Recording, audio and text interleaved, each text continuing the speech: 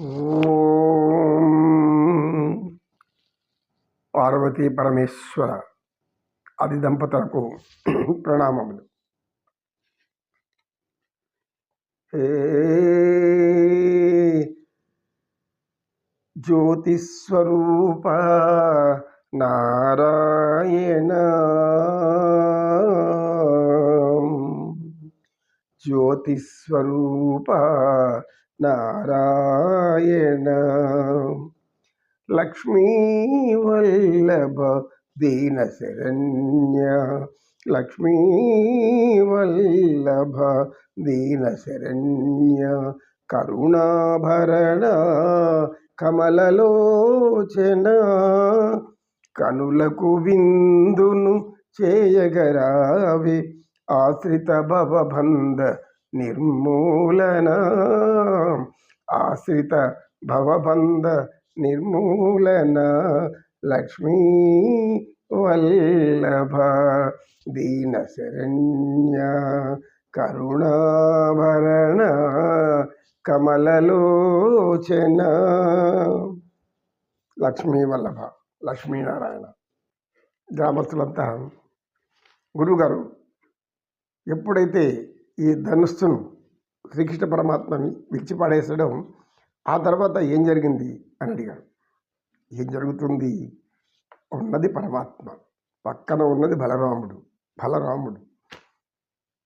మహాబలశాలి, సామాన్య బలం కలిగిన వాడు కాదు. ఎందుకంటే ఆదిశేషుడు అవుతారు. ఇద్దరు ఆ యొక్క ధనుర్భంగాన్ని గావించినప్పుడు అందరూ దద్దరిల్లిపోయింది, భూమి అంతా కంపించింది, ఆకాశం గడగడలాడినట్టు అనిపించింది, మేఘాలు ఎక్కడి ఒక చల్లాచెదురుగా పారిపోయాయి. అయితే దేవతలు మాత్రం పుష్పవర్షం కురిపిస్తున్నారు. ఆ ఆనందంలో పరమాత్మ ఈ యొక్క బలరామకృష్ణుడు కోటలోకి ముఖద్వారంలోకి ప్రవేశించారు. ముఖద్వారంలో ఎప్పుడైతే ప్రవేశించారో అక్కడ వీరి కొరకు సిద్ధంగా ఉంది కువలయ పీడనం. కువలయ పీడనం అనేది ఒక మదగజము పేరది. అది కంసుని యొక్క మాటలను మాత్రమే వింటుంది. అంటే కంసునికి అధీనమైపోయింది. దాని యొక్క మనసు ఇంద్రియాలన్నీ కూడా కంసుని చేతిలో ఉన్నటువంటి ఉంటుంది. అంటే కంసుడు ఏ విధంగా కీ ఇస్తే ఏ బొమ్మను మనం కీ ఇచ్చే బొమ్మను కీ తిప్పండి ఎట్లా ఆడుతుందో అట్లా కంసుడి యొక్క మాటను అది అలాగే ఆచరిస్తుంది. అందుకని కంసుడు దానికి అన్ని ముందే హెచ్చరించి చెప్పేశాడు. ఎందుకు? రాక్షసుడు దాని భాషలో దాన్ని చెప్పేశాడు. మావటి వాడిని నిలబడుకున్నాడు. ఇద్దరు వచ్చారు. శ్రీకృష్ణ బలరాముడు ఇద్దరు మెల్లగా నడుచుకుంటూ వస్తున్నారు. ఇప్పుడు బలరాముడు అన్నాడు, ఏయ్ మావటి, దారి కడ్డుగా ఏనుగు ఎందుకు పెట్టావు? జరుగు అని అన్నాడు. వాడు కొంచెం ఉగ్రంగా చూశాడు. అప్పుడు శ్రీకృష్ణుడు, ఏమిటలా చూస్తున్నావు? త్వరగా తప్పుకో, లేకపోతే నీకు ఏం చేయాలో చేస్తావు. మీరు పసి వయసులో ఉన్నారు, మీరేం చేస్తారు? ఈ ఏనుగు ఏమనుకున్నావు? ఇది 100 ఏనుగుల బలం కలిగినటువంటి కువలయ పీడనం కనుక మిమ్మల్ని నుజ్జులు చేసేస్తుంది, మీరు వెళ్ళిపోండి వెనక్కి అన్నాడు వాడు. అయితే శ్రీకృష్ణ పరమాత్మ మెల్లగా ముందడుగు వేశాడు. ఎప్పుడో అడుగు ముందుకు వేశాడో వెంటనే అక్కడ నగర ప్రజలు అందరూ కుమ్ముకూడారు. ఏం జరుగుతుందో, ఈ మంచి చిన్న వయసులో ఉన్న బాలులు, యువకులు వీళ్ళని ఎక్కడ ఏనుగు చంపేస్తుందని కొంతమంది భయపడుతున్నారు. ఇంతవరకు ఆయన చేసినదంతా చూస్తున్న జనమంతా వాళ్ళు కూడా వచ్చేసారు. అందరూ ఏం జరుగుతుందో ఆశ్చర్యంతో చూస్తున్నారు. కృష్ణుడు మెల్లగా వెళ్ళాడు.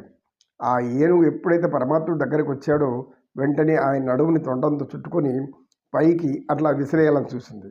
అయితే శ్రీకృష్ణుడు దాని తొండం చేతికి చిక్కినట్టు చిక్కి ఎక్కి దాని పనికి ఎక్కి కూర్చున్నాడు. దాని పనికి కూర్చోగానే అది మరలా గీంకరించి తొండంతో లాగి కృష్ణుడిని కింద పడివేసింది.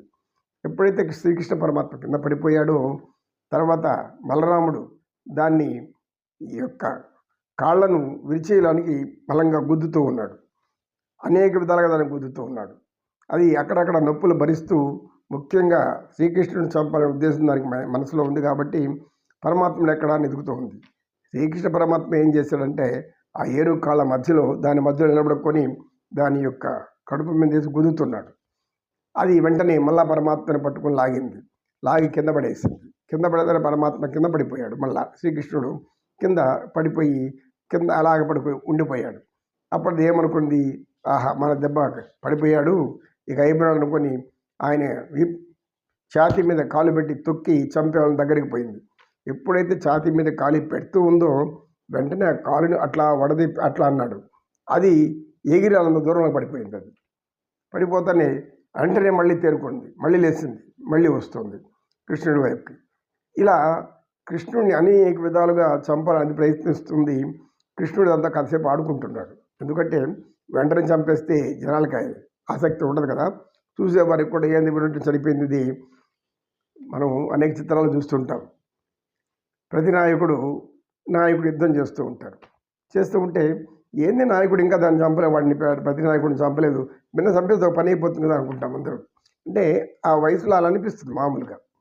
అందరికి కూడా ప్రతి నాయకుడి మీద ద్వేషము, నాయకుడి మీద మనకు అనేకమైన నమ్మకం. నటన వరకే అని మనం అనుకోము, అది అక్కడ వాస్తవంలో లీనం అయిపోతాం మనం. ఆ విధంగా ఇక్కడ మధురా నగర ప్రజలు కూడా వాస్తవంలో లీనమైపోయారు. ఏం చేస్తున్నాడు ఈ యువకుడు, దాన్ని చంపగలడా లేకపోతే ఇదేమన్నా చేసేస్తుందా అని అందరూ భయపడుతున్నారు. దేవుణ్ణి ప్రార్థిస్తున్నారు కొందరు, అయ్యా ఆ బాలుడికి ఏమీ కానివ్వకుండా చూడండి అని. మళ్ళా పరమాత్మ అనేక విధాలుగా దాన్ని ముప్పు తిప్పలు పెడుతున్నాడు.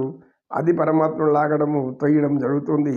బలరాముడు ఒకడు తోకబట్టి లాగాడు, గట్టిగా లాగితే ఆ లాగుడికి అది ఎగిరి దూరంగా ఎగిరిపడిపోయింది. అప్పుడు బాబుతూ దాన్ని చూస్తున్నాడు. అది లేచి బలరాముడి ఇది పోగొట్ట మళ్ళా కృష్ణుడి మీదకి వచ్చింది. కృష్ణుడిని పట్టుకొని చంపాలనే విధంతో దాని వేగంగా వచ్చినం వందే జగద్గురుం, శ్రీకృష్ణం వందే జగద్గురుం.